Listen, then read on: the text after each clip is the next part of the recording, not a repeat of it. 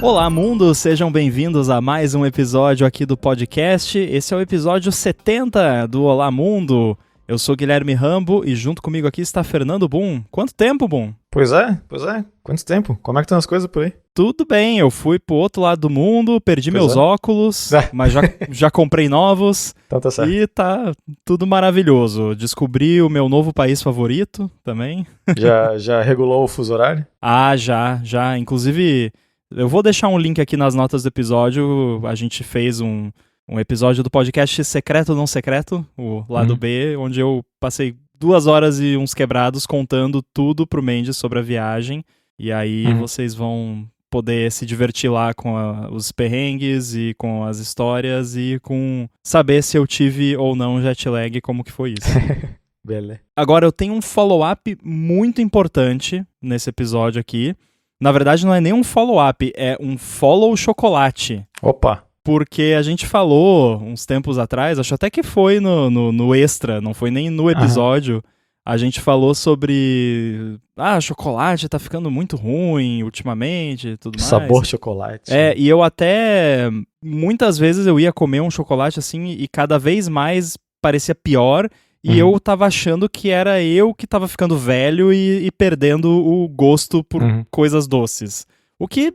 Até certo ponto é verdade, porque eu realmente já gostei muito mais de doce do que eu gosto agora. Mas eu encontrei não, o YouTube me sugeriu, não vou pegar o mérito, um vídeo bem bacana e bem sucinto que conta basicamente desde o princípio como que começou e como que chegou no ponto onde estamos com a questão do chocolate. Porque não é tão simples quanto eu imaginava. Eu achava que era uma parada de... os fabricantes querem continuar faturando mesmo, só que não querem aumentar o preço, então, né, é o shrinkflation que chama, né? Que aqui no Brasil tem um termo pra isso, mas eu esqueci agora como é que o pessoal chama. Reduflação, isso funciona também. Mas eu acho que eu ainda acho mais bonitinho o shrinkflation. Então, eu achava que era só isso, mas não é. É um pouco mais complexo, e aí também nesse vídeo explica o que é chocolate mesmo, o que não é. Mas assim, o Too Long Didn't Watch do vídeo é que teve uma praga lá que matou muita plantação de cacau no Brasil, e aí por conta disso, para conseguir suprir a demanda, foi reduzida a definição oficial, quantos % você tem que ter no chocolate para poder chamar de chocolate. Basicamente foi isso. Então muita coisa que antes não poderia ser chamada de chocolate, passou a poder ser chamada de chocolate. Só que aí depois disso ainda, o pessoal passou a simplesmente não fabricar mais chocolate e fabricar whatever sabor chocolate. Pois é, eu queria falar que mesmo com isso ainda tem sabor chocolate em vez de chocolate. Então, desistiram do cacau. Cara, o que me deixou mais irritado, eu tenho quase certeza que foi nesse vídeo também, foi a história da embalagem do sonho de valsa. Tá ligado o sonho de valsa, aquele bombom? Sim. Não é mais um bombom. Não? E sabe por quê? Eles mudaram a embalagem do sonho de valsa para ele não ser mais classificado como um bombom para pagar menos imposto. Porque tem... Nossa, cara. Tem classificação diferente do bombom, de seja lá o que ele é agora, trufa, sei lá o que é. E... eu lembro de ver isso aí, é muito louco o negócio. E sei lá, eu acho que nas últimas vezes que eu cometeram um sonho de valsa contra mim... eu, além de achar horroroso, porque não é mais chocolate, ele tava com aquela casquinha dentro, não tava crocante, como deveria ser. Pois então.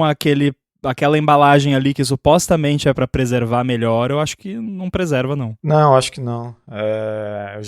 Quando a gente voltou do Brasil, a Fran pegou um estoque disso, né? Porque ela gosta bastante. E deu pra ver que os primeiros estavam ok e foi ficando cada vez mais soggy, cada vez mais... Deu pra ver que tava entrando umidade no negócio e não tava crocante. Então sei lá. Não entendi a moral da embalagem ali, mas sim, é o negócio lá do imposto. Exatamente. Mas é aquela coisa, né? Play stupid games, win stupid prizes. A quantidade, do jeito que as regulamentações funcionam, vai acontecer esse tipo de coisa. Pois é, né? Quando alguém pode dar uma canetada e mudar a definição de chocolate... Isso invariavelmente vai acontecer em algum momento. Pois né? não tem como. É complicado. E agora? Tem aquela propaganda do What's a Computer da Apple, né? Tem que fazer um What's Chocolate. Pois é, tá chegando nesse nível a coisa, então Treta. eu acho que o negócio é ficar de olho nas embalagens. Eu nunca li tanto embalagem na minha vida como nos últimos 6 meses, sei lá, que parece que a coisa estourou mesmo, não só com chocolate, mas com 1001 outras coisas. Então qualquer coisinha hoje em dia que eu vou comprar, eu leio a embalagem com muito cuidado pra ver de fato o que tem ali. Pois é. E é interessante que o negócio do chocolate, pelo menos aqui, né, o pouco que eu olhei, eu até agora não vi nada sabor chocolate, né? De repente, sei lá, a regulamentação da União Europeia é mais chata com isso, que provavelmente é. Bem provável. E, então, chocolate continua sendo chocolate, pelo menos pela definição deles. Então fica nessa de ter que olhar a embalagem com muito cuidado, amor e carinho, pra não comprar, sei lá, mandioca, que na verdade é chocolate, ou seja lá o que eles estão usando no lugar. Capaz de mandioca ser mais caro também, não sei. Enfim, fiquem de olho nas embalagens e tem o link aí do vídeo pra quem quiser se informar sobre o que é e o que não é chocolate e por que isso aconteceu, mas eu já dei um resumo aqui. Agora, entrando na área da programação, que eu acho que é a ideia aqui, né? A gente...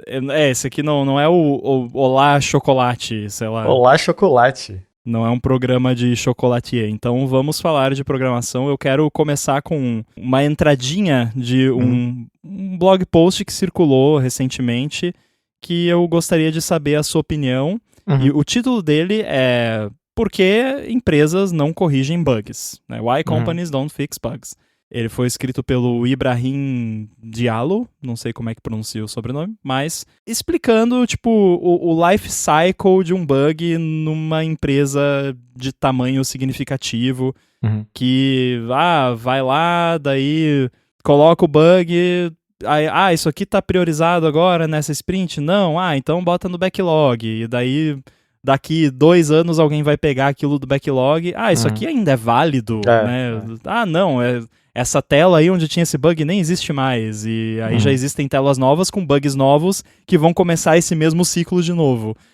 Então basicamente foi isso que essa pessoa colocou no artigo.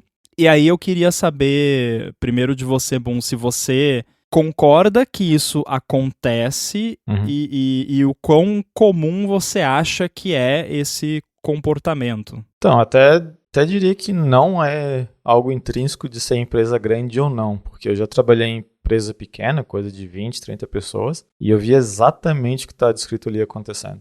Para deixar claro, eu não acho que é necessariamente algo errado que as empresas estão fazendo, mas é simplesmente ossos do ofício, né? Você tem lá um monte de bug, eles vão, né, vai ser feita uma triagem em relação a esses bugs, o que acontece, o nível de importância deles, né, o que o pessoal ali da empresa vai classificar, como sendo, né, P0, P1, P2, P3, ou seja lá qual tipo de classificação que é usado na empresa, e assim vai.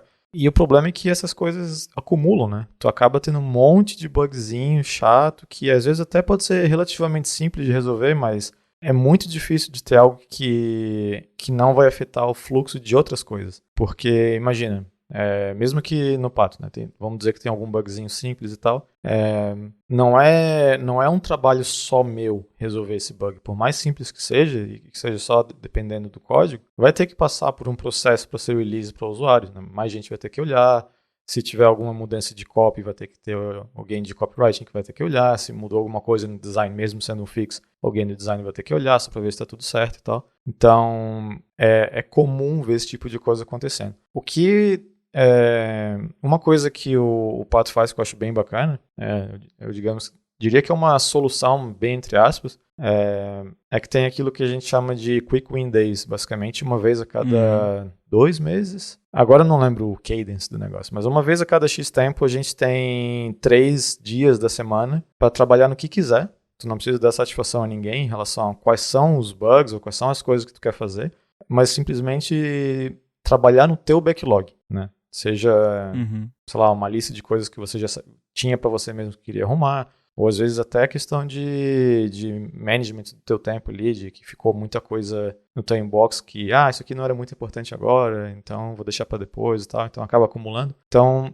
esses dias, né, chamam de special days que a gente tem, eu acho muito bom por causa disso, porque meio que a empresa inteira fica no mesmo mindset. Então tu não vai atrapalhar o fluxo de uma feature importante que está em desenvolvimento de outra pessoa, alguma coisa assim, quando tu pede ajuda, porque eles também, né, essas pessoas também estão na mesma vibe que você naquele momento para trabalhar nessas coisinhas pequenas ali. E sim, às vezes acontece uma coisinha pequena fazer, né, overflow e virar uma coisinha um pouco maior, só que daí quando isso acontece, daí tu junta mais pessoas, define o que vai ser feito e tal. Mas eu acho uma solução interessante, porque mesmo trabalhando sozinho, acho que até tu pode falar mais sobre isso, eu imagino que esse tipo de coisa acontece também. Porque né, o tempo é limitado, é finito, tu não consegue, né, fazer tudo ao mesmo tempo. E eu entendo completamente que para o usuário deve ser algo extremamente frustrante quando tem algum bugzinho que especificamente no fluxo desse usuário é algo que acontece com frequência, mas no overall ali do produto é algo que é, sei lá, 0,1%, mesmo sendo, sei lá, 1%. Acaba não sendo uma prioridade grande para a empresa, né? Isso não quer dizer que a empresa não se importa, quer dizer que tem outras coisas que às vezes estão afetando bem mais pessoas, deixando elas frustradas desse jeito, que precisa ser resolvido. Então, tem um clássico para mim que é, se eu não me engano, até hoje deve estar acontecendo algo assim, ou foi resolvido uns anos atrás. Mas no Ubuntu, toda vez que tu ia instalar, eu sempre usei teclado formato americano, né? E o jeito que ele é configurado para eu conseguir fazer acento, para eu conseguir escrever português, eu preciso fazer International, US International, né? Que daí eu consigo fazer os caracteres especiais para português. E no Ubuntu, quando eu selecionava US International, quando eu fazia cedilha, ao invés de cedilha, era um C com acento agudo. Né? E é o único sistema que tinha esse problema, né? No Windows funcionava bem, no Mac funcionava bem, e o Ubuntu sempre teve isso. E tinha um bug lá, alguma coisa que eu lembro que alguém registrou o bug, e ficou no backlog para sempre ali, até alguém decidir ir lá e resolver.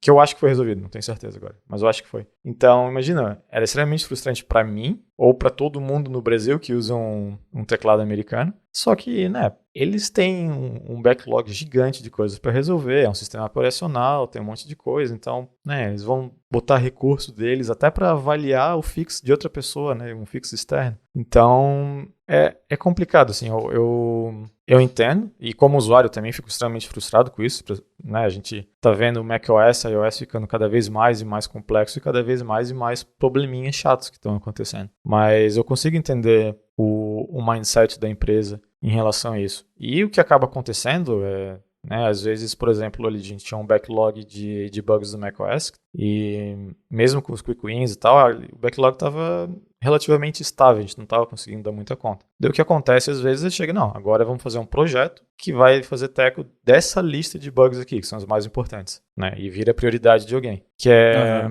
mais ou menos o que, sei lá, eu imagino que aconteceu na época do Snow Leopard, né? Que o Snow Leopard foi um sistema operacional, para mim, eu não sei se é só nostalgia falando, mas foi um dos melhores que teve até hoje, em relação à estabilidade, sabe? Tudo funcionava. Sim. Todo mundo tem ele como referência disso. Foi muito bom. E foi justamente o que eles falaram. A gente não vai botar muita feature, a gente vai resolver as tretas. E eu acho que tá precisando fazer um desse de novo aí, porque tá ficando mais tenso com o passar do tempo. Sim. Então, você falou, até quando é desenvolvedor individual isso acontece. E eu concordo plenamente, porque acontece comigo, direto.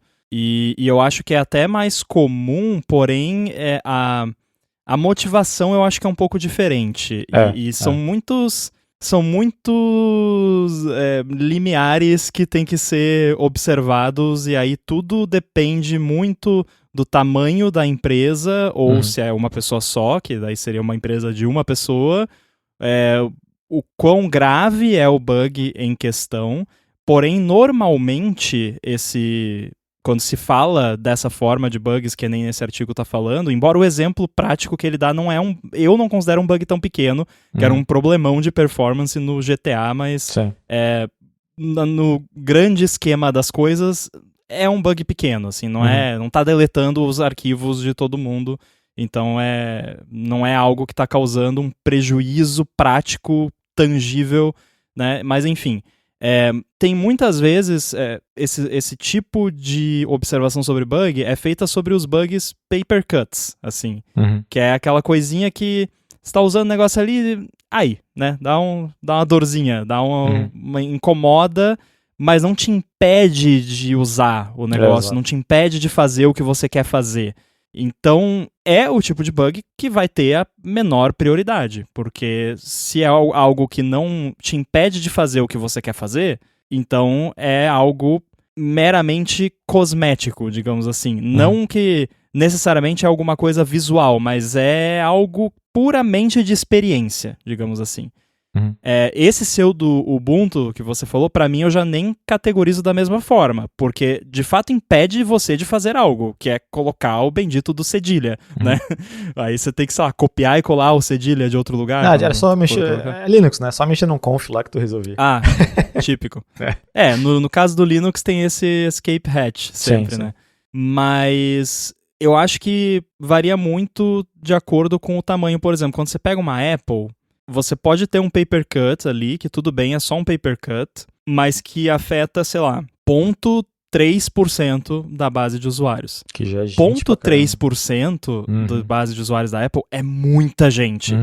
Então, nesse caso, quando você coloca numa escala de uma Apple, Google, Microsoft, Meta, qualquer empresa grandona que tem muitos usuários, você tem que ver isso de um jeito diferente. E aí essa abordagem que você mencionou de ter ali os dias especiais, ou tem empresa que reserva um dia da semana, ou um dia da semana, um dos engenheiros ou engenheiras do time naquela semana vai rotacionando e cada semana alguém pega um dia para só mexer em paper cuts. E tem um outro aspecto disso também, que eu tô na mesma vibe que você pro usuário que enfrentou aquele paper cut, principalmente se a pessoa se deu o trabalho de reportar aquele bug, aquilo é importante. Mas na prática, quando você tem acesso aos números, você vê, né, principalmente quando, vamos pegar no meu exemplo, que assim, tem N paper cuts no AirBuddy, por exemplo, mas N paper cuts que até hoje teve um report só de cada um. Tipo, a minha base de usuários, ela é pequena a ponto de, se 3 pessoas reportarem o mesmo bug, eu sei que aquilo é sério, sabe? Tipo, 3 pessoas reportarem, me chama muito a atenção e eu promovo aquilo para uma prioridade maior. Agora, se só uma pessoa reportar, e for uma coisa pequena, né, não for, sei lá, o AirBuddy deletou todos os meus arquivos, aí, obviamente, mesmo que seja só uma pessoa, vai ser importante. Mas, tipo, esse botão aqui ficou cropado na tela. Consegue reproduzir? Não. Aconteceu quantas vezes? Uma vez. Tá. Tipo, não, sem contar que... Sabe, não vale a pena, né? E eu sou um desenvolvedor. Não tem como eu ficar, tipo... Pô, eu tô aqui mexendo na parada que os AirPods não estão conectando no né? Que é tipo, you had one job, né? O trabalho do app é esse. Então, eu tenho que focar todas as minhas energias nisso. Sim. Agora, o botãozinho ali que ficou torto pra uma pessoa uma vez... Desculpa, nunca vai ser corrigido. Sim. Sem contar que tu também tem que levar em consideração que muitos desses one-off aí, principalmente os difíceis de reproduzir, tem uma grande chance de ser o OS também pegando peças em você, porque ultimamente eu tenho... Raios cósmicos. Eu tenho visto bastante coisa que o iOS tá zoando, ou o macOS tá zoando, porque eu vejo a mesma situação em apps de terceiros ou da própria Apple, sabe? O Widgets que a gente comentou aqui uma vez é um exemplo desse, né? Eu fiquei um tempão lá tentando descobrir por que o raio da imagem não estava aparecendo, e daí eu fico vendo que quando eu atualizo o iOS, às vezes nos próprios Control Center Widgets da Apple, às vezes some. Então, né, daí tu fica ali investigando e tal, é complicado. O que eu acho que muda, daí tu pode... corrigir se eu tô zoando, mas acho que vai bastante de personalidade da pessoa também. Mas se tu é um dev individual, deve mudar bastante aquela questão de esse bug parece ser interessante. Por mais que às vezes não é muita gente reportando ou algo assim, tem aquela coisa do ego que pode pegar, tipo, não, isso parece ser interessante, eu quero descobrir o que é, porque eu tô em dúvida. Não, e tem casos que, se uma pessoa reportou um negocinho meramente cosmético, um pequeno paper cut, e eu sei que aquilo ali é um negócio que eu consigo resolver em 10 minutos, óbvio que eu vou resolver, sabe? Não tem por que não, né? E aí, inclusive, eu tenho um label nos issues do GitHub que é Quickie. Então eu coloco esse label quando eu tô meio, tipo, não tô a fim de fazer nada muito profundo agora, eu procuro esse label lá e aí tem coisinhas assim, um negocinho que não tá alinhado, uma coisinha ali que tem que melhorar. Então essas coisas eu faço e esse tipo de coisa no dev indie funciona bem porque não tem red tape, né? Não tem um monte de procedimentos que eu não preciso falar com o product manager para colocar na sprint, para depois mandar para QA, sabe? Não, é só vou lá, faço, tá funcionando? Beleza, funcionou, ship it, né? Sim. Então tem essa vantagem. O que acontece às vezes é que a pessoa que está reportando algo que foi um paper cut, mas que para ela foi algo que incomodou a ponto dela se dar o trabalho de reportar, que eu sempre fico extremamente grato, tenho que deixar isso bem claro. Sim. Mas às vezes para aquela pessoa parece ser algo simples, mas quando você sabe o que está por trás, na verdade você sabe que é uma parada bem complexa e aí não vale a pena nesses casos, quando é algo que afetou uma pessoa uma vez, ou que afeta uma porcentagem muito pequena, ou que, sei lá, só acontece numa versão de macOS ou de iOS que você sabe que só 0,5% da sua base usa. Paciência, né? Não tem como você priorizar isso. Pois é. Não, é difícil tu criar um sistema onde tu vai ser, sei lá, obviamente nada vai ser bug-free, mas né, o máximo de bug-free, porque se tu fizer um negócio desse, sempre vai ter uma coisinha ou outra que tu acabou deixando de lado e quanto mais complexo o projeto vai ficando, mais vai ter que deixar de lado um pouco esses bugzinhos mais simples para conseguir focar no que realmente importa. Então, é uma situação complicada, sabe? Eu não consigo... eu acho que o Pato faz, ele é interessante, eu gosto bastante de como funciona ali. E eu vejo muitos bons frutos saindo disso, pelo menos o meu backlog nesses 3 dias, dá pra fazer muita coisa, porque tem aqueles bugzinhos chatos, e a gente usa os nossos produtos, né? Eu uso o nosso browser no macOS, no iOS, tem coisinha que incomoda ali. Por isso que dogfooding é importante. Extremamente importante. E o que também é um assunto interessante também, porque eu acho o dogfooding extremamente importante, diria até que vital, só que tem um porém que, por exemplo, eu tô muito tempo sem saber coisas novas do Safari, por exemplo. Né? Eu abro de vez em quando para ver como é que tá, principalmente depois de um macOS novo, de um iOS novo, eu abro para ver as coisas novas ali, as features e tal, mas tu não usa no dia a dia, então tu acaba perdendo um pouco daquele, isso aqui é muito bom, eu acho que a gente devia fazer algo parecido, ou essa mudança que eles fizeram é muito ruim, então vamos ficar ligados, sabe? Quando o seu produto substitui um concorrente que você poderia estar usando, aí é mais complicado, né? Tipo, não que assim, quase todo app tem algum tipo de concorrência, né?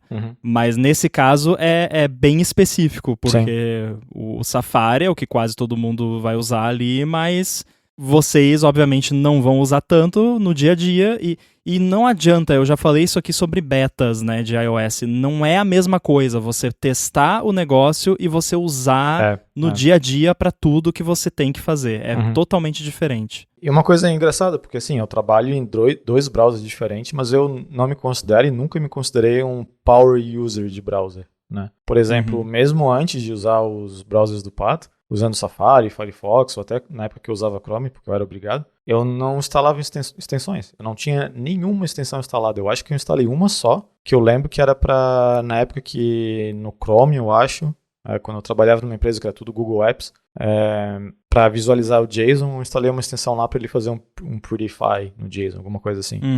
Mas eu não uso eu não gosto de extensões assim, até quando, por exemplo, eu usava o 1Password, né? Eu não instalava a extensão do 1Password, eu sempre ia no app lá, copiava, colava, fazia os negocinhos. Eu também não uso, eu uso manualmente. Então, às vezes a gente vê pra mim, né, não tô falando que é né, minhas opiniões, né, da empresa, aquela coisa toda, mas quando eu vejo um report de alguém falando, eu queria que o browser fizesse ABC, eu penso, pô, nunca precisei disso na minha vida. Sabe? É difícil relate nessa hora de pensar, não, eu acho que a gente precisa botar isso porque blá blá blá, sendo que, né, pra mim, browser sempre foi usar os sites ali, ter meus bookmarks, ter umas coisas salvas e tal. Então isso também é uma coisa que influencia bastante, assim, de como pensar no produto, até em relação a priorizar os bugs também, porque como é que eu vou... Né, de repente tem um bug que acontece num flow que é mais avançado que pra mim eu acabo não usando muito. Então, né, tem aquele bias. Cara, eu lembro na época da firma que quando eu entrei o app já era antigo, né? Acho que eu comentei aqui já que tinha, tipo, na época do iOS já 12, 13, tinha código ainda pra iOS 5 no app, né? Verificando if iOS 5, sei lá. E aí tinha cantos do app que eu nunca tinha ouvido falar. E aí quando chegava uma issue lá, uma parada, tipo, no chat com suporte tem um bug. Chat com suporte? Tem chat com suporte no app? Onde? Porque eu nunca tinha usado suporte no app. Eu só usava o app e nunca tinha usado suporte. Né? Até porque se eu precisasse de suporte, a pessoa do suporte sentava do meu lado lá e me ajuda aí, né? Então não precisava usar o chat, então eu não sabia nunca tinha visto o view controller lá de suporte. Então acontece isso, principalmente apps maiores, né? Pois é. No nosso caso, por exemplo, a sorte que a gente tem um time, né, relativamente grande, tem usuário de tudo quanto é tipo. Tem gente que é browser power user level over 9000, assim. E eu sou lá, né, noobzão, uso o browser só pra ser um browser mesmo. Então tem essa galera que também vai fazer vai advogar, que vai trazer esses issues que são reportados ou bugs e falar, não, é de fato esse negócio que atrapalha. Mas coisinhas mais simples, por exemplo, que quando saiu passkeys, né? Eu já estava usando passkeys na minha em conta de e-mail, no GitHub, umas coisas assim. E eu, mais 90% do meu time, pensou, não, a gente precisa botar suporte de passkeys no nosso browser ontem. Porque isso é muito bom e não ter suporte é horrível, fica ruim de usar. E foi uma feature que a gente botou, na minha opinião, relativamente rápido, sim. E tem tudo a ver com a proposta do DuckDuckGo. Exato. Então, por exemplo, não era necessariamente um bug, mas é uma coisa que estava ali no backlog, só que com a pressão ali do time, como a gente usa o browser também, a gente consegue perceber que essa coisa é de fato um empecilho grande, acaba botando, né, E aquela coisa, quanto menos design a feature tem, mais fácil é de vender pra gente fazer push dela. Sim. Porque é menos complexo, né? É menos interação com o usuário, é menos pesquisa que tu tem que fazer e tudo mais. Então, quando são as coisas que não tem muita alteração de design, eu acho que a gente, às vezes, até funciona perto de uma mentalidade mais startup, assim. Tipo, legal, tá funcionando, né? A partir do momento que tu não tá alterando a UI, não tem copy changes, não tem design changes, consegue fazer umas coisas legais, com uma velocidade boa. Mas eu não posso, num app que nem o do Pato ali, que tem milhões de usuários, vai chegar e... não, eu quero mudar isso aqui porque pra mim não tá legal e...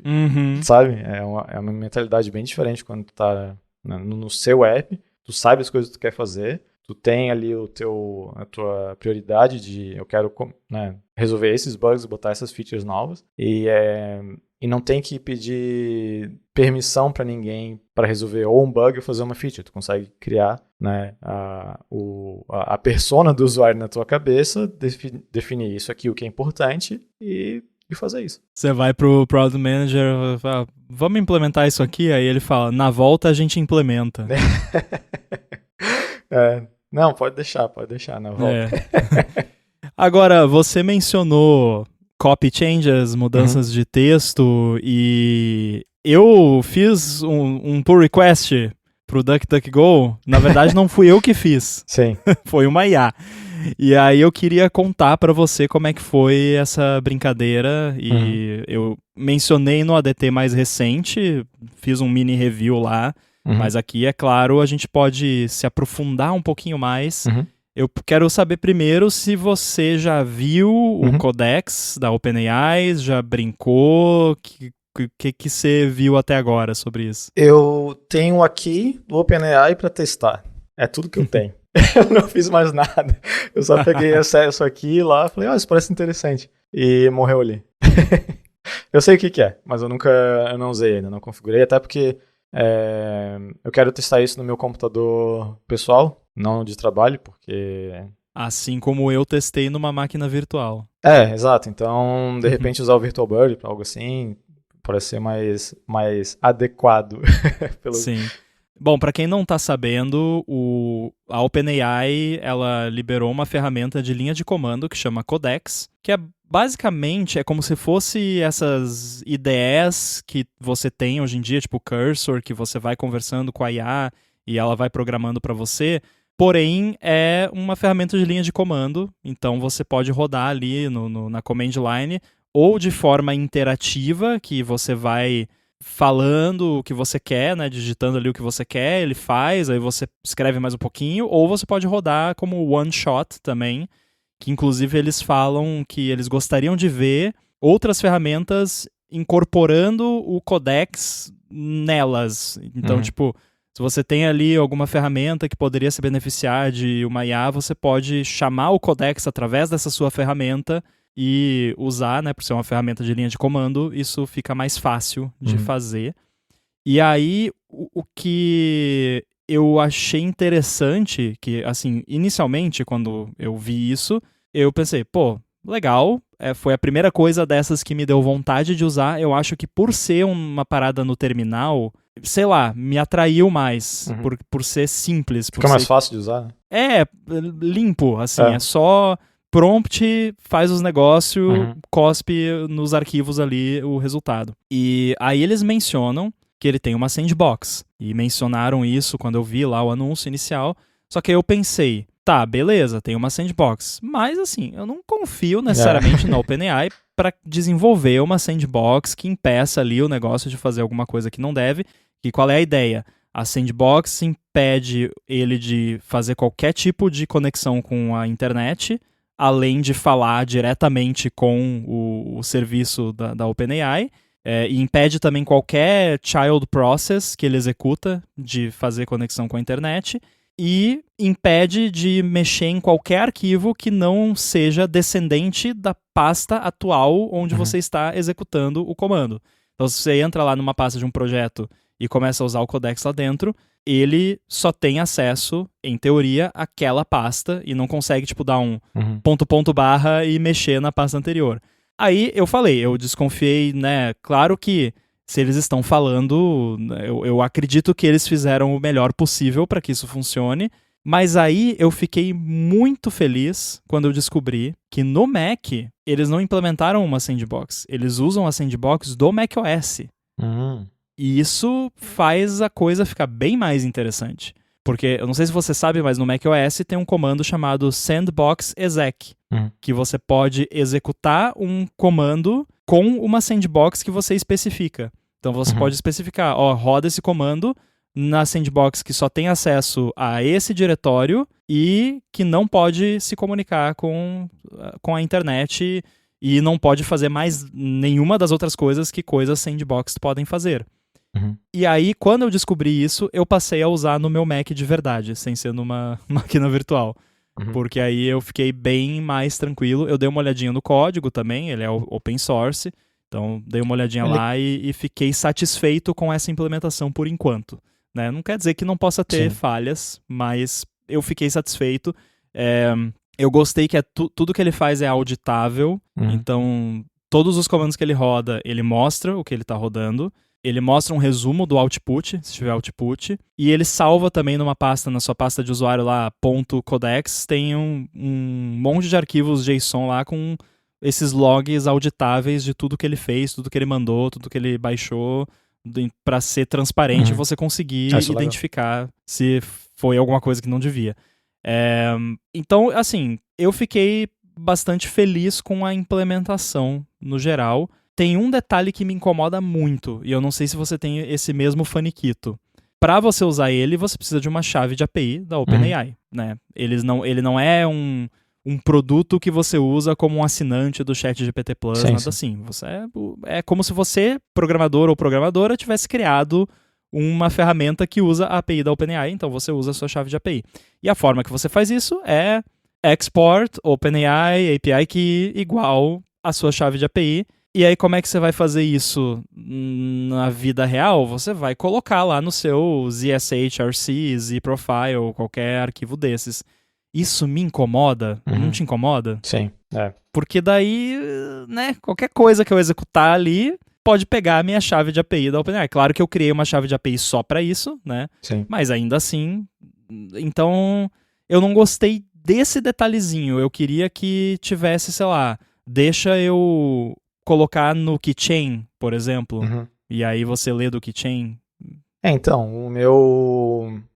eu falei, né, que eu só tenho a chave, porque o jeito que funciona aqui, tem um pessoal lá da empresa que tem acesso a todas as coisas de, sei lá, várias ferramentas, né, não só coisas necessariamente só de AI, mas produtos em geral. Daí eles falam, eu queria usar tal serviço, tal produto. Daí, vão ver, beleza, a gente já é assinante disso aqui, então eu peguei uma chave. Então eu pedi uma chave do OpenAI e eu perguntei justamente isso, eu fico meio cabreiro, de vai que eu faço uma treta aqui e de repente eu rodo um comando aqui que usa sei lá quantos tokens e outra coisa pega acesso aos tokens e tal. Então, sim, é uma preocupação que eu tinha ali também. E ainda mais quando vi o jeito que tu usa, né? Tipo, como tu disse, tu põe ali num path, basicamente.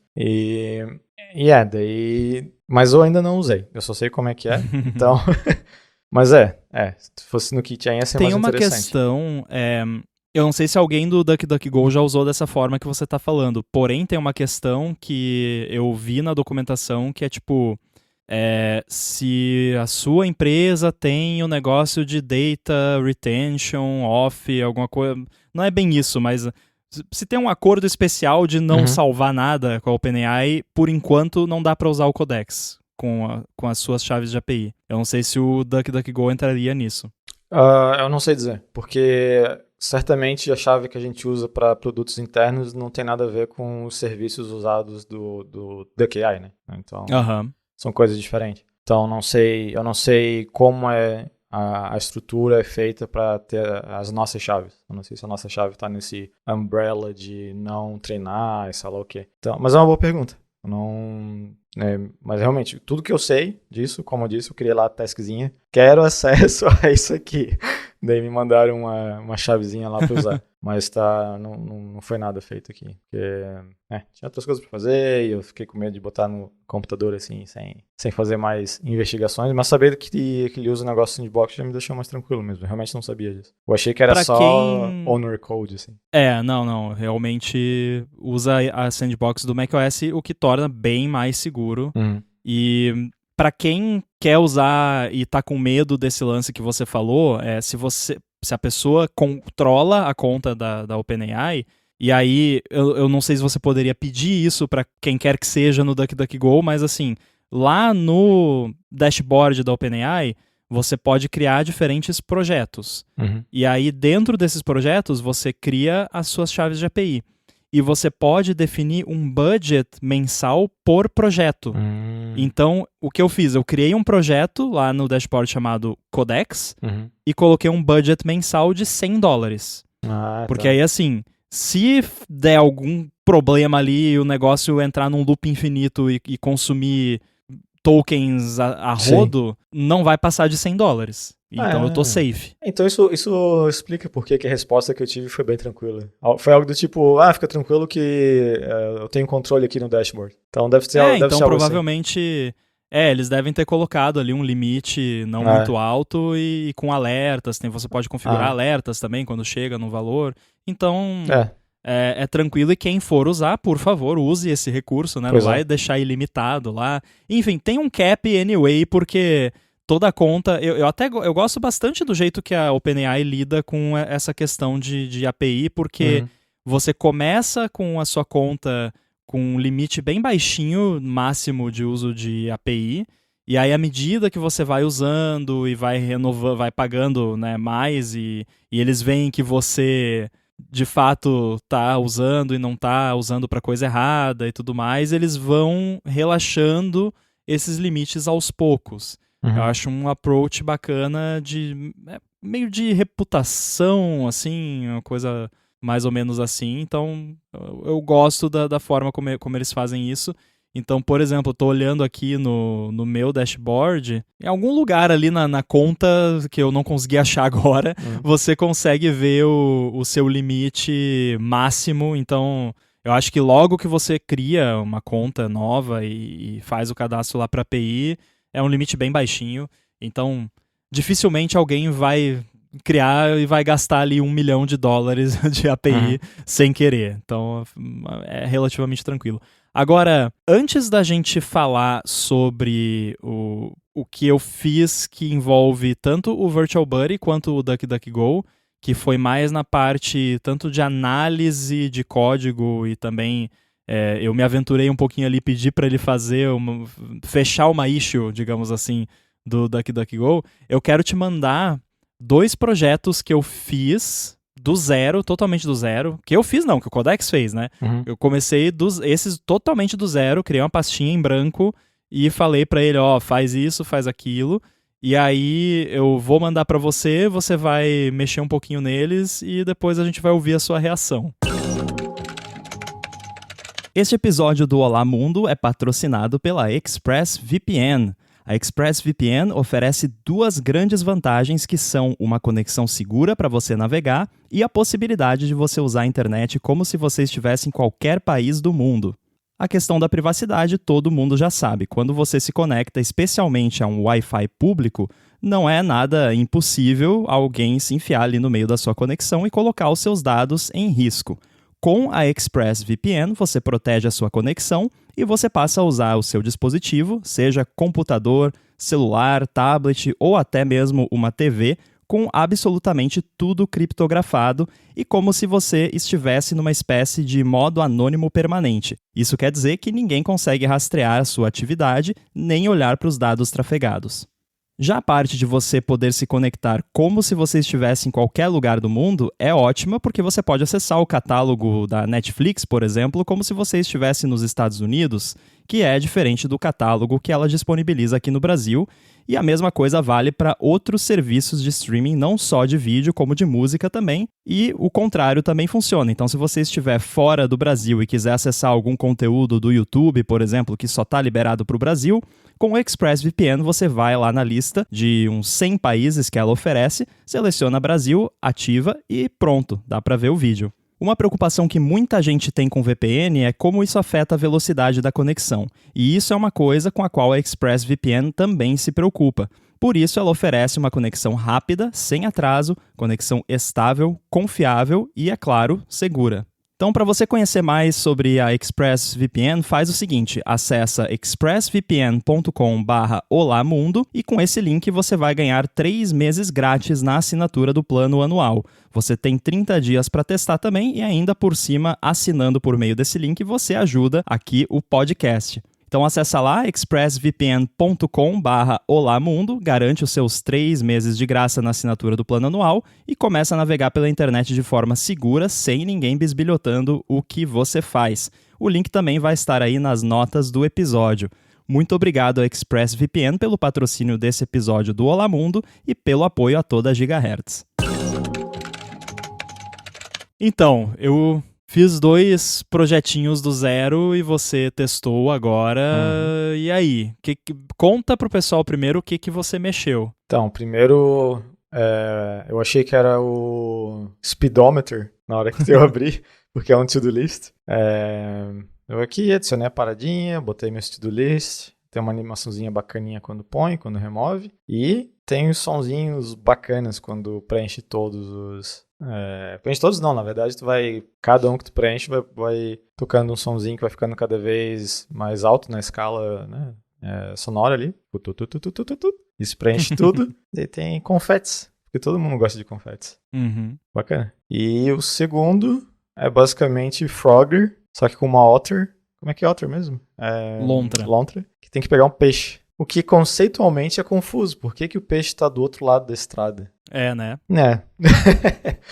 Mas ok. Indo para perguntas aqui já. Eu tô curioso dos sprites do Crossy Otter, porque tem tudo sprite ali, tem coraçãozinho, tem peixes, tem ônibus, carro, tem alontra. Então, a parte que eu tô bem curioso ali é saber se você teve que pedir para para um outro sistema fazer os sprites para você, ou se você já tinha os sprites e só falou, tá aqui os sprites, faz o jogo. Então, ambos esses projetos, como eu disse, eu comecei numa pasta em branco. Uhum. E aí é até uma coisa que eu não sei até ainda exatamente qual é a melhor forma de começar, assim, porque para uma pessoa que não programa, por exemplo, talvez a tendência seria você no primeiro prompt já falar exatamente tudo como é para ser o negócio, né? Mas como eu sou programador, eu já penso de uma forma mais em etapas. Então, eu pedi para ele criar um jogo estilo Frogger, estilo videogames dos anos 90, com som gerado por um sintetizador 8 bits e, né, sonzinho simples estilo Atari, alguma coisa assim. Aí ele fez o joguinho, e tudo isso é web, né, caso não tenha ficado claro, e inclusive vai ter os links aí nas notas do episódio, com o disclaimer que eu recomendo fortemente ambos você testar no browser desktop, porque nenhum deles eu adaptei para mobile, então usa no desktop. Enfim, aí ele fez essa versão inicial do joguinho, que era um monte de quadradinho colorido. Então o sapinho, né, que aliás nem era Crossy Otter. Eu nem tinha a ideia de ser uma lontra nesse momento. Eu só falei que era um Frogger e aí ele fez ali, era um quadradinho verde que ia se movendo. A mecânica era basicamente essa que você viu aí, mas era tudo quadradinhos. Tá. E não tinha um peixinho, um objetivo do outro lado. Era só você chegar do outro lado. Não tinha coraçãozinho, não tinha high score. Quando dava game over, era um alert do browser, né? Game over. Ou então you win, era alert do navegador. Então era isso. Bem bare bones. E aí o que eu fiz? Eu já fui... Inclusive o Codex, ele te xinga se você começa a usar ele e não tem um repositório Git na pasta. O que é uma boa ideia também. Porém, numa pasta em branco, eu não sei até que ponto isso é importante, né? Mas... enfim, eu acho sábio isso, e eu já tinha criado um repositório, e aí eu fui dando commits à medida que ele ia implementando as coisas, e aí eu acho que quando esse episódio for ao ar eu já vou ter aberto os repositórios no GitHub, e eu acho que tem o histórico de commits lá, daí vai dar pra ver como é que ficou. Então, beleza, aí eu não lembro exatamente a ordem que eu fui fazendo as coisas, mas eu tenho quase certeza que a segunda coisa que eu pedi foi, faz o game over e o status de você venceu, em vez de ficar um alert do navegador, faz um overlay no canvas bonitinho ali, né, mais estilo game. Ele fez. Aí eu fui no ChatGPT, no app do ChatGPT. Podia ter sido na web também, tanto faz. E aí eu pedi, gera um sprite sheet com sprites para um jogo 8 bits de uma lontra que tem que atravessar a estrada, assim, assado.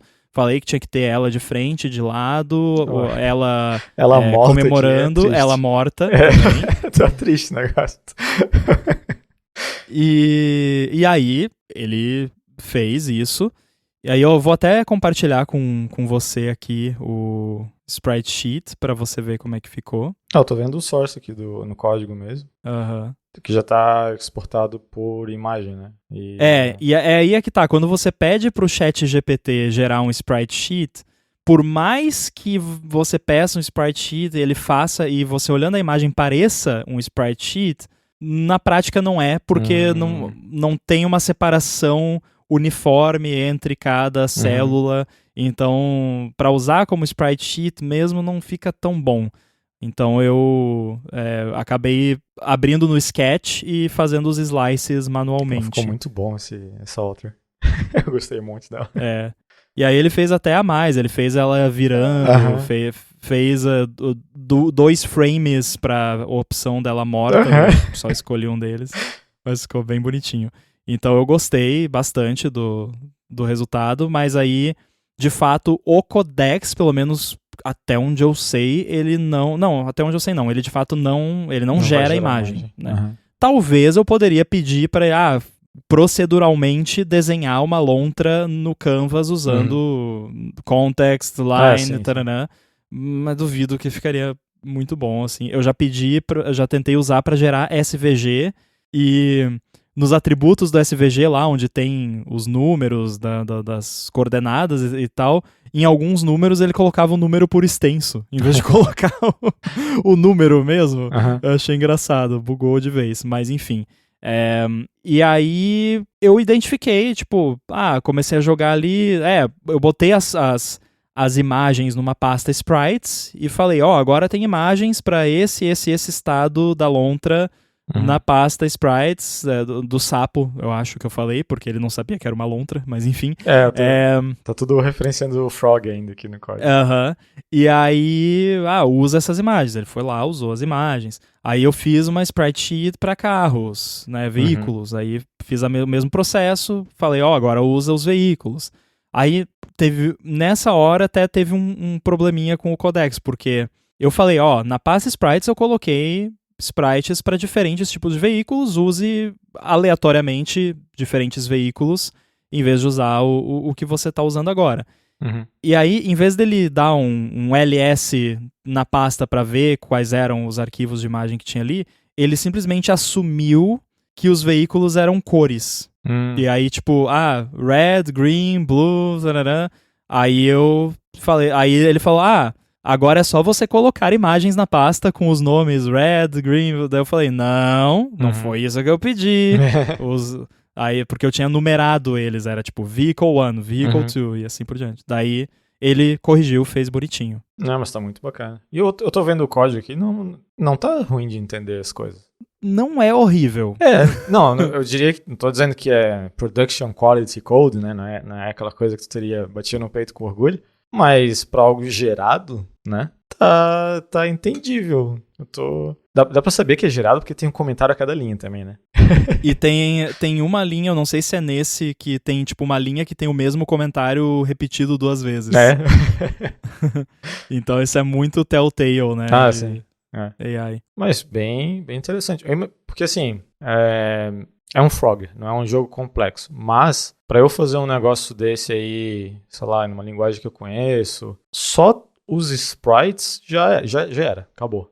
Porque eu não sei fazer os sprites, né? Começa por aí. Vamos assumir que você comprou os sprites de alguém, ou alguém fez pra você, ou pegou de uma biblioteca, né? Isso tem jeito de... Vamos assumir cada dia vai ser 8 horas, né? Considerando o trabalho normal, assim. Isso tem jeito de ser uma coisa que parece que dá pra fazer em 2 dias, mas vai levar uma semana, sabe?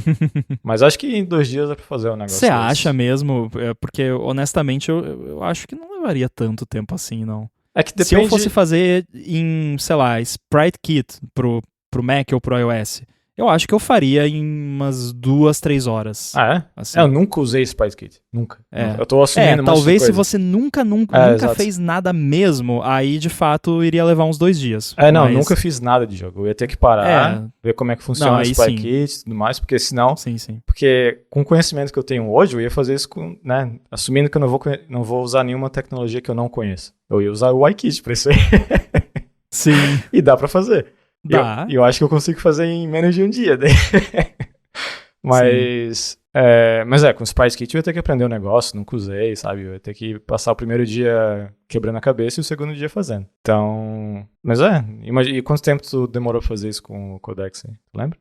Olhando aqui pelos commits, tem 16 commits no total da parte do desenvolvimento mesmo, que daí depois foram só alguns ajustezinhos pequenos que eu fiz pra colocar no ar. Deixa eu ver aqui se eu consigo ver qual foi o primeiro e qual foi o último. Porém, vale ressaltar que eu não tava fazendo isso, tipo, eu botava ele pra fazer alguma coisa e ia trabalhar, tomar sabe? um café. Deixava ele lá, porque isso aqui não é o meu trabalho, né? E eu tava trabalhando, tava fazendo outras coisas ao mesmo tempo. Pô, não tem nenhum lugar no GitHub onde ele mostra a data do commit?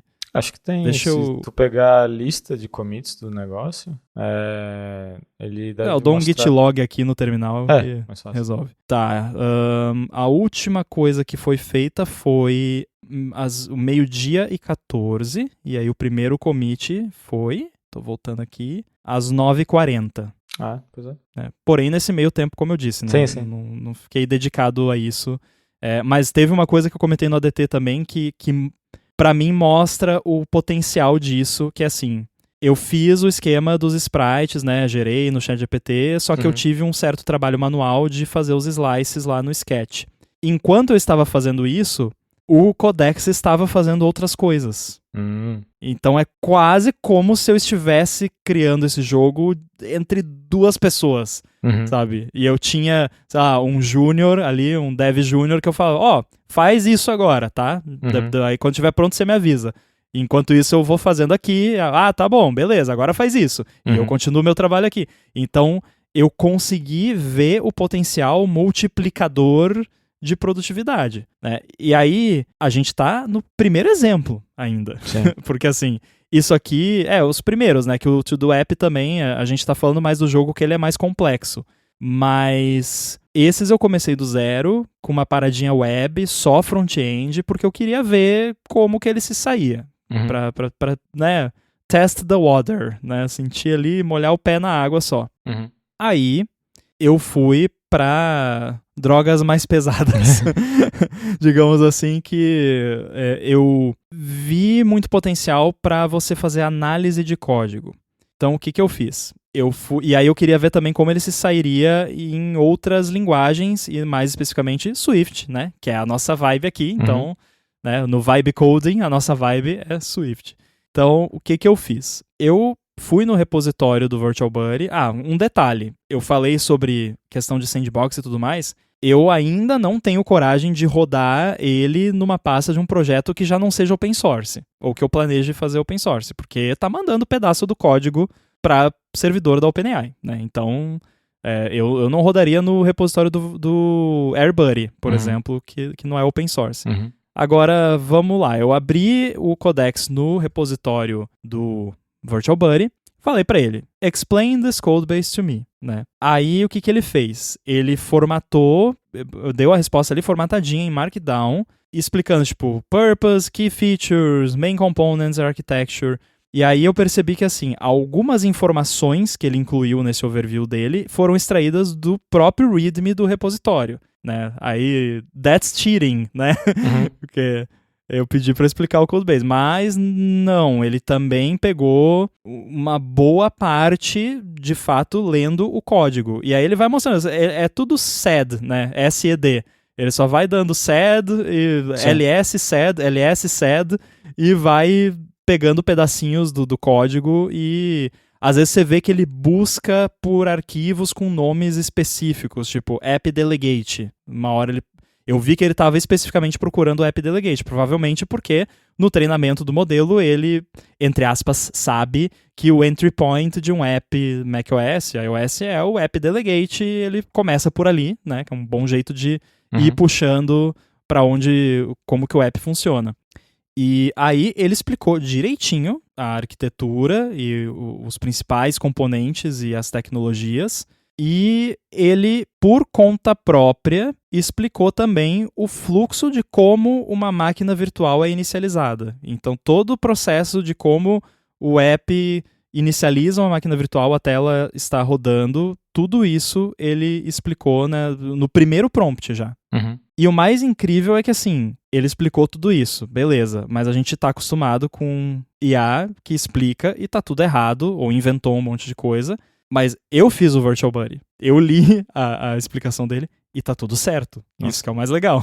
Isso é legal. E como que tu fez pra definir aquele códigozinho lá que tu mandou do Pato foi o mesmo esquema, então? A da tradução. Vamos chegar lá. Sem spoilers. Beleza. Mas foi um processo parecido. Até acho que vale mencionar modelos também, porque você pode usar o Codex com o GPT 4.1, é um modelo que só tem na API, por enquanto, e ele é supostamente tunado para código.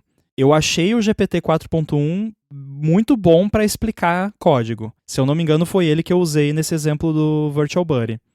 Para gerar código, eu achei o GPT 4.1 um desastre. Eu achei muito ruim. Ele fez umas coisas nada a ver, não tá legal para isso, mas para explicar eu achei bom.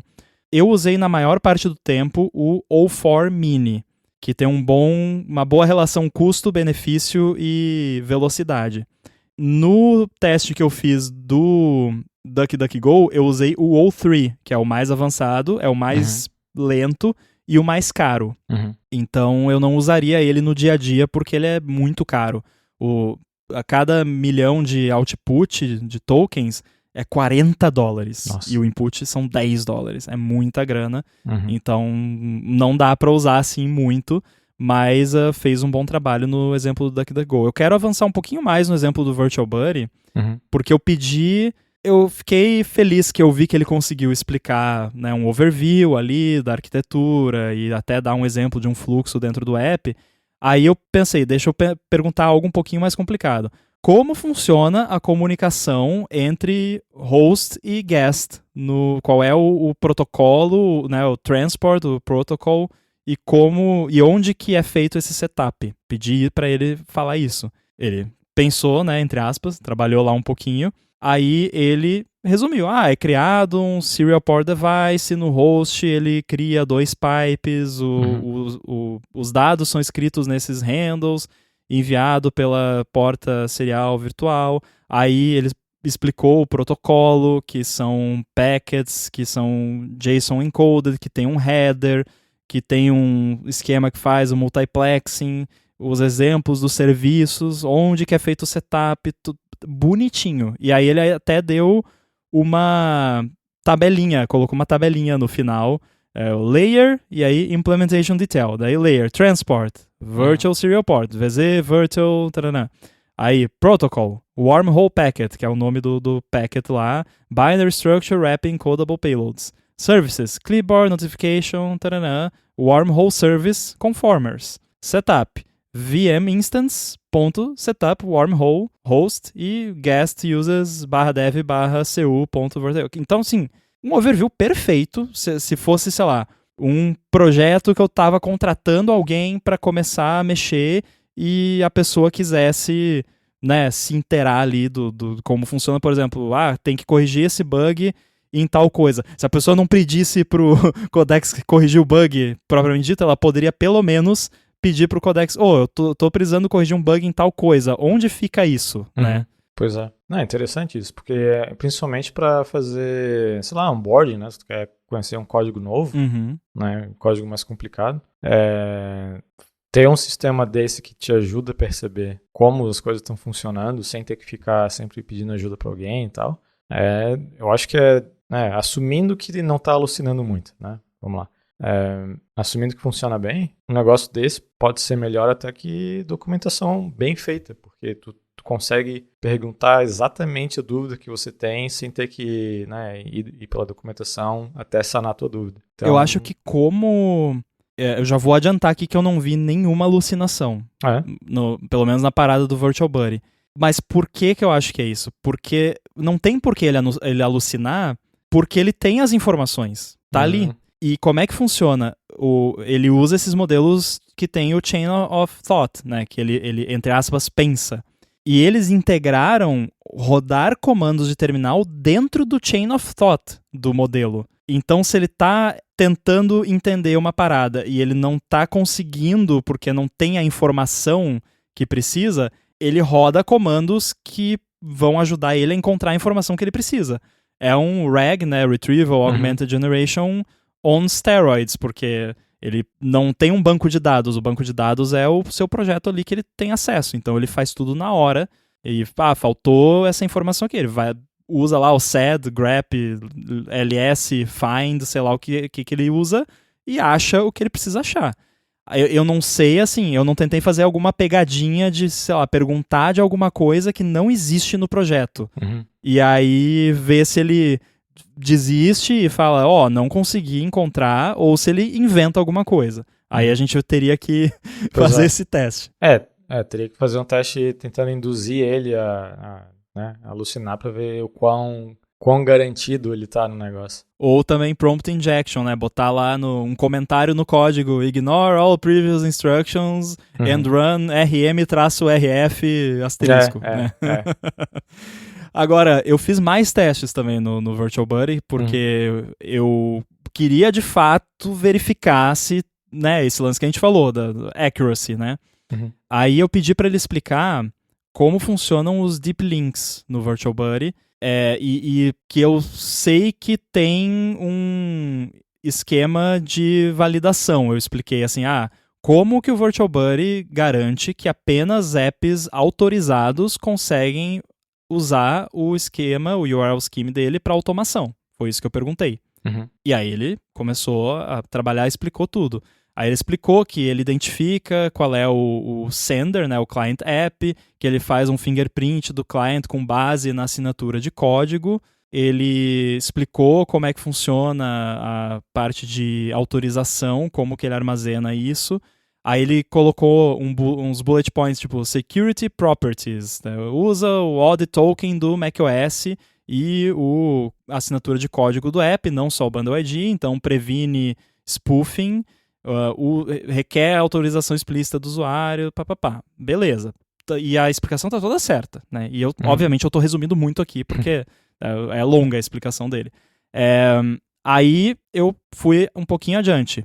Como que ele armazena as autorizações de quais clients podem usar o URL Scheme e se esse storage é seguro contra tampering, né? Contra ser mexido por outros processos. E aí ele explicou direitinho que ele usa o keychain, que só o próprio VirtualBuddy pode mexer no keychain, que ele usa uma chave criptográfica que fica só no keychain também para criptografar, e aí se outro app mexer que não tem acesso àquela chave criptográfica, não vai validar, e enfim, explicou tudo. E aí eu parei por aí, mas de repente eu poderia, sei lá, falar, encontra uma brecha de segurança aí agora, né? Pra ver se ele encontrava alguma. De repente aí ele iria alucinar. Porque é óbvio que não tem falha de segurança no meu código.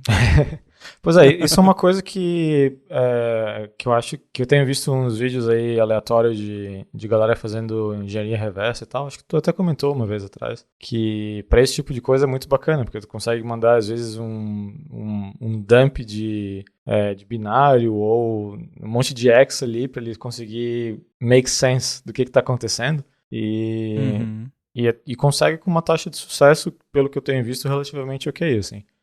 Sim, eu contei do lance de Spring Animations lá, né? Exato, que eu peguei o código assembly e ele recriou em Swift os cálculos que a Apple implementou para calcular lá.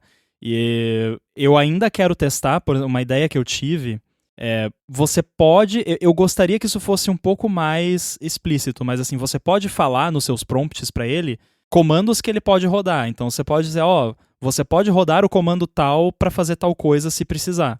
E aí, obviamente, aquele comando tem que funcionar na sandbox. Se aquele comando for mexer em coisa fora, não vai funcionar. Mas assim, eu pensei em dar para ele um disassembler que roda no terminal e tentar usar ele para engenharia reversa. De falar, você pode usar esse comando aqui para fazer o disassembly de endereços do binário, e aí, com base nisso, encontre a função tal e reimplemente ela em Objective-C, sei lá, para ver se ele faz. Eu ainda quero fazer esse teste, mas aí eu fiz o teste do DuckDuckGo. Então eu pedi para ele explicar, né, como é que era ali e focado mais no projeto de macOS. E aí tinha uma issue aberta, né, lá no repositório do DuckDuckGo, que era, numa tela ali, a palavra que usa em francês para que a informação é criptografada é tal palavra, mas a palavra correta em francês seria essa outra palavra. Esse era o issue. Era tipo uma frase só. Pensei, quer saber? Deixa eu jogar isso aqui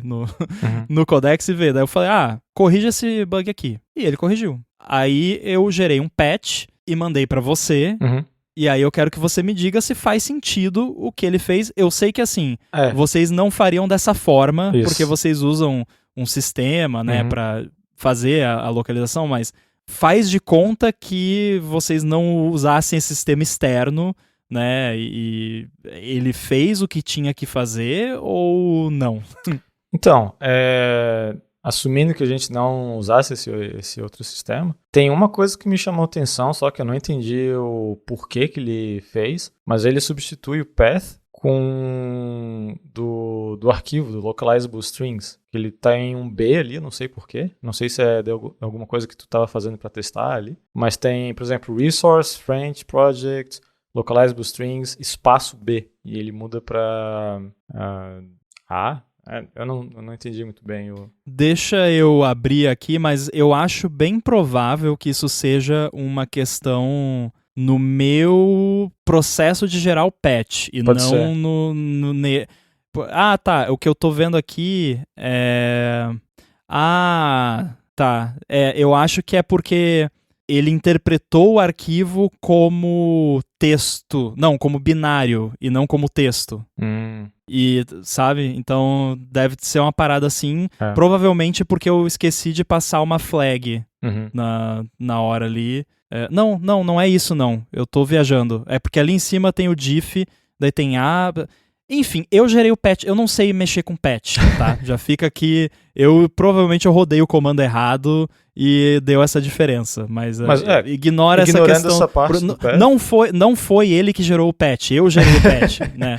Eu pedi pra ele fazer, aí criei uma outra branch, não criei uma outra branch, aí o repositório ficou sujo, né? Porque ele mexeu nos arquivos, Sim. e eu rodei um diff e salvei o patch daquele diff. Então eu fiz... O único erro que tem aí fui eu, então. Sim, porque a parte de velhos, né, não tenho o que dizer. Eu não vou saber o francês ali, mas assumindo que tá certa a palavra, é isso aí mesmo. O que me chamou a atenção foi que, assim, na issue, a pessoa fala de um lugar específico no app onde isso acontece. Porém, ele proativamente encontrou todos os lugares nas strings onde usava a palavra errada em francês, no mesmo contexto, e trocou. O que talvez se fosse uma pessoa... Né? Assim, claro que no caso de vocês, como vocês usam um sistema, provavelmente a pessoa ia procurar, né? Porque alguém ainda vai fazer isso, vai procurar lá e vai encontrar todas as ocorrências da palavra e corrigir todas elas. Sim. Mas se fosse só um dev procurar ali no... Né? Tá, tem essa palavra errada aqui? Tá bom, vou lá, troco, pronto. Não ia se dar o trabalho, talvez, de dar um Command Shift F e substituir tudo. Pois é. Não, é interessante, porque né, a correção ali do localizable tá ok, assim, né? Tipo, assumindo o negócio. Eu só fui olhar o issue, porque eu não tenho muito costume de olhar os issues do GitHub. Tem que a gente mudou, não sei se tu viu, né? A gente mudou o repositório faz pouco tempo. É um monorepo agora com iOS e macOS. Então a gente tá analisando de novo como é que a gente vai lidar com issues, contribuição open source e tudo mais. Então, por enquanto, não tô olhando muito. Mas eu fui olhar o issue ali e eu achei massa, que tem um like da pessoa que criou o issue. Ah, não! É aquele meme do Homem-Aranha, sabe? Mas é interessante, mudou ali, parece que tá ok. Mas como eu falei, a parte do translation é que a gente usa aquelas coisas de memory translation, né? Se você é o sistema que traduz pra gente, então, que daí passa ali, pessoas olham e tudo mais. E daí, se tem algo errado, a gente tem que ir lá naquele sistema, mudar o dicionário lá, porque senão a próxima vez que a gente rodar o negócio, ele vai fazer overwrite de qualquer alteração que foi feita pelo código. Sim. Né? O que eu não sou muito fã de como funciona ali, porque vamos assumir que esse issue está correto, né?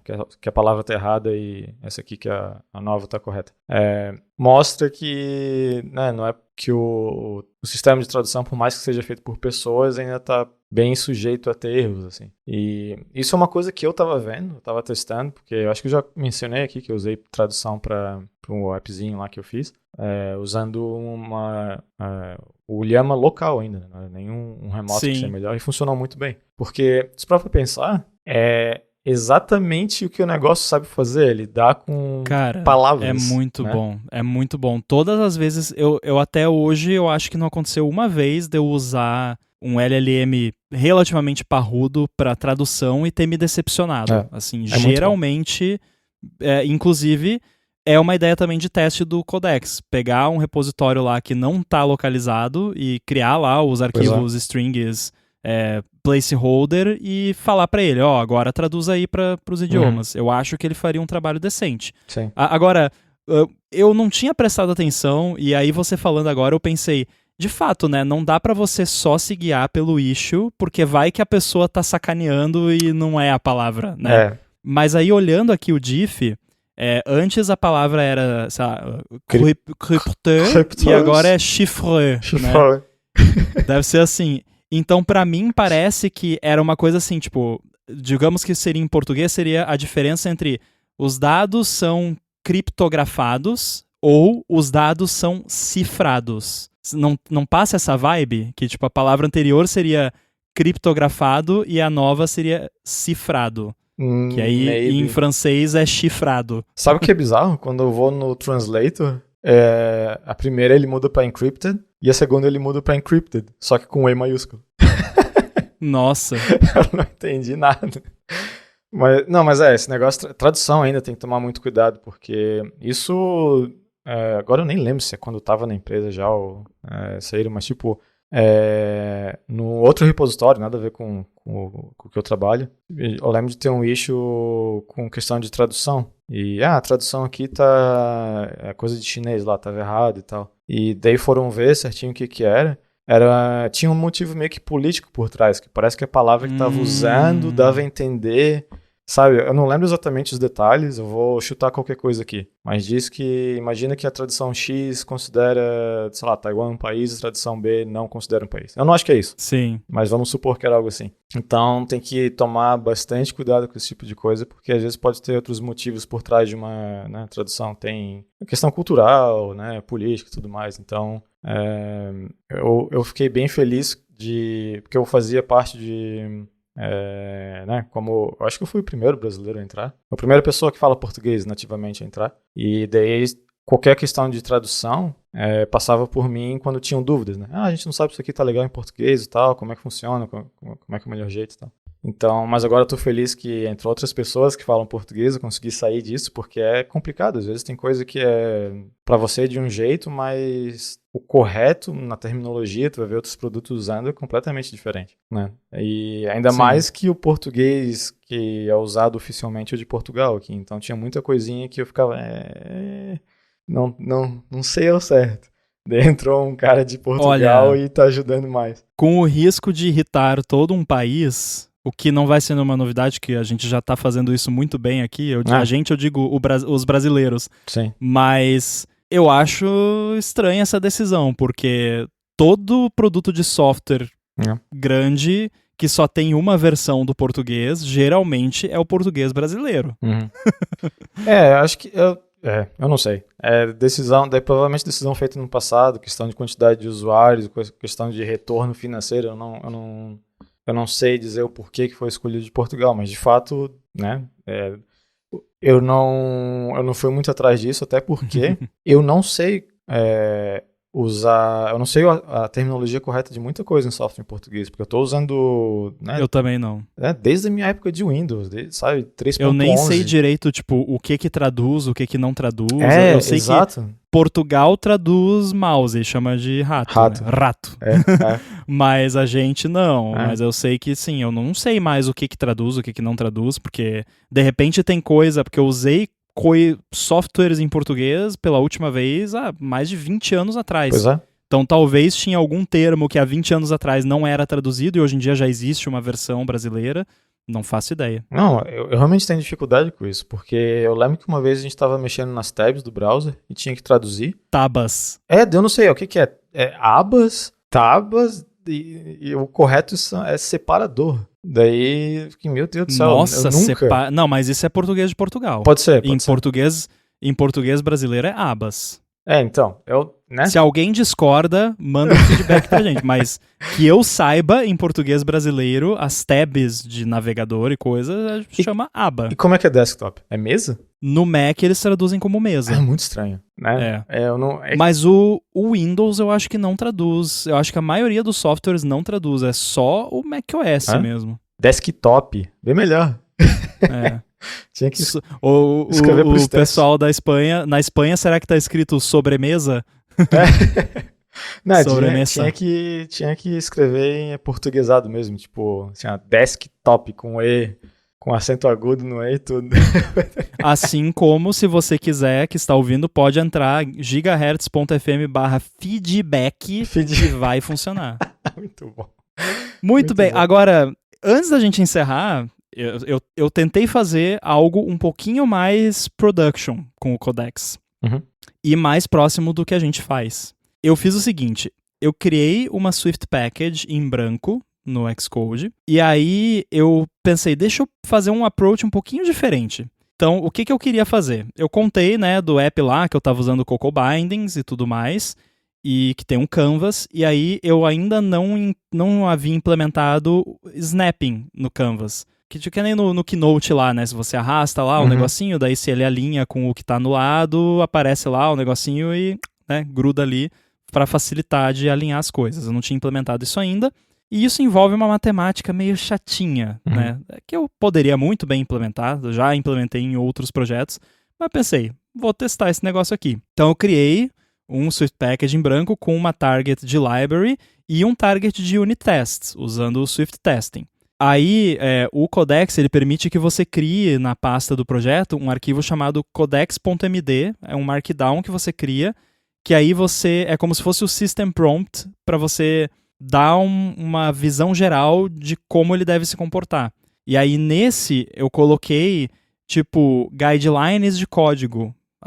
Use guard let em vez de usar if let nested, né, que é a minha preferência, e pela minha experiência as IAs todas, elas esquecem que o guard existe no Swift. Mas aí eu coloquei isso lá. E aí coloquei mais alguns detalhes de código, de estilo de código, tipo indentação com 4 espaços, que é a indentação que eu uso no Xcode, porque pelo que eu vi por padrão ele tende a usar 2 espaços como indentação, que não é a minha preferência. Mas aí nesse arquivo codex.md eu botei menos coisas assim, foi mais visão geral de como ele deve se comportar. E aí eu falei onde estavam, né? Nas pastas sources eu chamei de snapcore, a library, é onde vai ser implementada a library. Na pasta tests /snapcore tests é onde você vai fazer ali a implementação de todo o esquema dos testes unitários. E aí eu falei também para ele usar access control apropriado, tipo public, internal, private, né? Porque é uma biblioteca. E aí eu criei o README da biblioteca. Note que eu não escrevi nenhum código. Eu só escrevi instruções. Aí no README, eu escrevi o README como se fosse da biblioteca pronta. Então eu expliquei como é que é o design da API, da biblioteca, qual API você usa, que tem extensions em NSView e CA Layer para você fazer, que aí o método principal, né, são 2 protocolos, que é o Snap Environment, que é tipo o container, e o Snap Component, que são os diferentes elementos que podem snap against one another, né? Então eu expliquei para ele não, coloquei no README como se fosse a documentação da biblioteca. E aí você chama lá o método snapping guides for, daí você passa o component, rect, que é o retângulo atual dele, threshold, que é a limiar para dar o snap ou não, e ele vai retornar um seed-rect descrevendo qual é o snap... Não é o seed-rect. Ele vai retornar um array de snapping guides descrevendo aquelas linhas que apareceriam na tela, indicando onde que está alinhando um componente com o outro. Enfim, documentei a API sem escrever nenhum código até agora. E aí eu inicializei lá o codex na pastinha do projeto e falei, faz aí.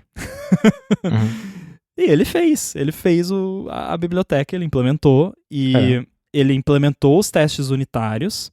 Aí, alguns detalhes. Depois que ele fez a implementação inicial, eu abri lá no Xcode, estava de fato lá implementado, tinha os testes unitários, usando o Swift Testing. Aí eu dei, né, Command U para rodar os testes, e aí nem compilou. Começamos bem, né? Mas, o que acontece? O Swift Package, por padrão, ele vem lá com o Language Mode do Swift 6.1. E, por padrão, eu acho que os modelos de IA ainda não estão tão, assim, familiarizados com esse modo da linguagem.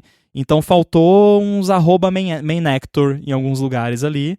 E aí, o que eu fiz? Eu fui lá e coloquei? Não. Eu falei para ele, o projeto está usando, a biblioteca usa Swift 6.1, você precisa colocar algumas anotações de mainactor, verifica aí. E aí ele foi lá e corrigiu, colocou o @mainactor onde faltava, que era basicamente em tudo. Aí eu compilou os testes, e passaram todos os testes menos um. Aí eu falei para ele, esse teste aqui não tá passando. Só que aí eu falei, roda aí Swift Test, pega o output para ver o problema e corrige o teste até funcionar, né? Eu pensei, pô, que maneiro, né? O negócio pode fazer a implementação, rodar o unit test e tentar de novo, se não funcionar, e ir tentando até funcionar, né? Até ele botar lá um expect true. Exato, né? o que eu ia falar, assert true. Agora funcionou, né? Enfim, porém, aí a Sandbox foi uma limitação. O comando Swift Test não funciona na Sandbox, porque ele precisa acessar lá o SDK e outras paradinhas que não são permitidas de dentro da Sandbox do Codex. Mas aí o que eu fiz? Eu rodei Swift Test no terminal, salvei o output num arquivo TXT e falei para ele, pega o output aqui desse arquivo, que é o resultado dos testes, e corrige aí. E aí, no fim, era o teste em si não estava certo, não era uma falha do código propriamente dito. E aí eu criei um projetinho de exemplo, eu mesmo, no caso, que usa a biblioteca que ele implementou, e funciona. E funcionou, é isso. Legal. E aí o código não é horroroso, só que quando eu integrei no projeto, eu quase que reescrevi o código para ficar do meu jeitinho sim. que eu queria. Mas a matemática dele ali, os cálculos, tudo, eu acabei pegando dele. Porém, o design da biblioteca fui eu que fiz. Eu que criei a API. Eu que quis que a API fosse dessa forma. E eu achei uma forma interessante de trabalhar com isso, que é, tipo, eu defino como deve ser a API, como cada coisa deve funcionar, e o negócio segue o spec, basicamente. Aí eu tive uma outra ideia que eu não testei ainda. E se eu escrevesse já a biblioteca ali com stubs, escrevesse testes unitários já com tudo como deveria funcionar e falasse para ele, escreve aí a implementação até os testes unitários passarem. Só que daí ele não consegue rodar os testes, pelo menos por enquanto. Então, essa iteração seria um pouco mais complicada, mas eu penso que pode ser também um approach interessante. Finalmente, TDD. Exatamente. Só teve que gerar uma IA com toda a informação do mundo para conseguir fazer valer a pena o negócio. Interessante. Me convenceu. Já tô com a minha key aqui. Eu vou dar uma brincadinha com o Codex. Mas antes, agora eu botei como challenge para mim mesmo. Eu quero fazer um Frogger usando SpriteKit, porque eu não faço ideia como funciona. E eu não sei porquê, eu tava achando que SpriteKit também era aquela API low level com C. Ah, não. Por isso que... Essa é metal. Então, eu troquei as bolas tudo, por isso que eu achei que era complicado o negócio. Assim, eu tô olhando talvez SpriteKit é quase que deprecated, assim, ele tá... Ixi. Eu ia falar, ele tá no mesmo nível de UI Table View, eu acho que ele tá um pouquinho pior que UI Table View. Não é que, assim, não é deprecated, mas é meio que... não falamos sobre isso, porém não é mais pra usar, mas aí tem o SceneKit, que ele é 3D, mas você pode usar ele como uma engine 2D também. Mas eu quero ficar longe de 3D, esse é o questão. Pois é. Mas, cara, usa o SpriteKit que ele funciona e Sim, não é deprecated de fato, né? Mas, assim, o que é bom também porque, assim, faz, sei lá, uns 4 anos, talvez até mais, que não muda nada na API do SpriteKit. Que bom. Então você não precisa, né? Você vai encontrar... Qualquer informação que você encontrar vai estar atualizada automaticamente. Mas aí é uma coisa que eu quero testar também. Eu pensei em fazer isso. Criar um projeto do Xcode lá, um app iOS vanilla em branco, e falar para ele, né, lá no repositório, na pasta do CrossYotter, e falar para ele, agora pega esse mesmo jogo e implementa nessa pasta aqui, tem um projeto de iOS, e implementa nativamente usando, sei lá, SceneKit, SpriteKit, Metal, SwiftUI, qualquer coisa. Eu acho que teria que ser explícito, porque eu fiquei pensando, ele vai pegar, vai copiar os arquivos e vai colocar numa web view. Vai botar evaluate JavaScript. Mas, não, é interessante. Então a gente pode fazer assim, né? Tipo, tu faz isso, e daí eu faço do zero, sem encostar numa AI, eu prometo, né? Pinky swear. Porque eu quero... Honestamente, a coisa que mais sempre me deixou zero vontade de fazer qualquer coisa próximo de um jogo é a parte dos gráficos. né? Porque, né, eu vou ter que ou comprar uma library, ou sei lá o quê, e para aprender eu não quero ficar, né? E eu posso roubar todos os teus carrinhos ali, então já era, eu vou roubar teus carrinhos. Vai roubar do ChatGPT que roubou da internet inteira, então tem ladrão que rouba ladrão. 100 anos de perdão, tá tudo certo. Então, eu vou roubado e tentar fazer algo bem basicão ali pra ver quanto tempo demora. Eu vou tentar, obviamente eu não vou fazer num sitting só, porque eu quero também viver um pouco, mas eu vou tentar keep track de quanto tempo eu tô investindo nisso, desde abrir a documentação, ler, porque eu acho que pode ser interessante a gente fazer esse contraste de, né, eu sou um desenvolvedor que eu gosto de imaginar experiente, mas que nunca usou SceneKit ou SpriteKit, ou seja lá o que for, né? Pegar um negócio desse, nunca fiz um jogo na minha vida, pegar um negócio desse, começar do zero, lendo documentação, ir até o final, ver quanto tempo eu demorei, e daí tu vê o tempo do teu, quanto demorou pra fazer o negócio. Deal. E a gente vê que, obviamente, eu vou perder, mas vai ser interessante botar um do lado do outro ali pra ver como é que funciona. Olha, em quesito de tempo, com certeza, né? Quer dizer, vamos ver, né? Porque a minha confiança dessa parada pra fazer coisa de Swift não é tão grande quanto coisa de web. Eu acho que o web é onde isso reina. Ah, sim, assim, com certeza. Né? Mas, assim, foi uma experiência agradável, né, no lance do library que eu criei ali. Vamos fazer esse teste. No próximo episódio a gente conta o que aconteceu. Se não der tempo de fazer até o próximo, a gente... Mas acho que tem 2 semanas aí, a gente consegue tirar uma horinha pra fazer. Mas eu acho que pode ter uma diferença significativa na qualidade do código. Aí a gente vai ver. É exatamente isso que eu ia falar, porque como agora eu sei que é uma competição e a única métrica é a velocidade, eu não vou querer fazer questão de código bonito. Então... Até porque você tá aprendendo só, então não tem eu vou competir com uma IA que faz o negócio em 2 horas, um negócio que eu nunca fiz na vida. Eu não vou fazer código bonito, cara. Não vai... Sim. Mas tô interessado, sim. Aí, se alguém tivesse perguntando, né, porque talvez quanto custa essa brincadeira, né? Porque eu usei ali bastante. Eu olhei aqui no dashboard nesses testes todos, assim, englobando todos esses testes que eu fiz aqui, que eu mencionei, tudo isso, e mais alguns testezinhos que eu fiz que eu não comentei, que não ficaram tão legais. Não que eu tô selecionando só os que ficaram legais, é que eu preferi selecionar os que eu tenho algo a apresentar. Que eu comecei a fazer um outro projetinho web lá que tava até ficando maneiro, mas pra ir mais adiante ia demorar muito e eu não tinha esse tempo, então eu larguei de mão. Custou $19,33. Isso foi ao longo de 3, foram 4 dias mexendo ali, uma horinha e pouco, e foi um total de 20.110.546 tokens. Isso misturando input e output. Uma grande parte desse custo todo foi a parte do DuckDuckGo que eu usei o modelo O3, porque de fato o modelo O3 é caro. Então, se eu não tivesse usado o O3, eu chuto que teria sido a metade do valor. Agora me Mas quebrou. eu comentei lá no ADT também, para usar full time não é exatamente barato. Porém, é muito mais barato do que contratar alguém. É o que eu ia falar. Porém, também não substitui ainda alguém, né? Mas para quem já sabe programar e quer usar... Porque realmente pode ser um multiplicador de produtividade se você souber aplicar bem. Porque esse exemplo que eu dei do snapping ali não é uma core feature da parada, não é algo crítico para segurança. É um nice to have que teria levado ali 1 hora para eu implementar tudo na mão e testar e tudo mais, e que o negócio fez em 8 minutos, sei lá. E nesses 8, 10, que fosse 1 hora que ele levasse para fazer, eu tava fazendo outras coisas, mais importantes, inclusive.